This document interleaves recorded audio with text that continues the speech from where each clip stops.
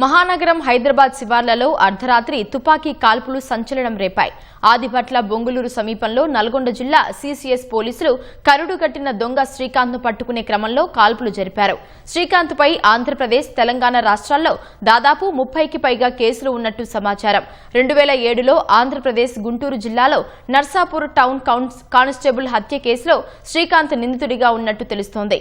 నల్గొండ జిల్లాలో దొంగతనం కేసులో నిందితుడిగా ఉన్న శ్రీకాంత్ ను పోలీసులు పట్టుకోవడానికి గత వారం రోజులుగా ప్రయత్నిస్తున్నారు. ఈ క్రమంలో అతను గుంటూరు నుంచి డీసీఎం వ్యాన్లో పరారయ్యి వస్తున్నట్టు సమాచారం అందుకున్న పోలీసులు బెంగళూరు వద్ద శ్రీకాంత్ ప్రయాణిస్తున్న వ్యాన్ను అడ్డుకోవడానికి ప్రయత్నించారు. ఈ క్రమంలో అతను ఇనుప రాడ్డుతో నల్గొండ సీసీఎస్ హెడ్ కానిస్టేబుల్ విష్ణుపై దాడికి దిగాడు.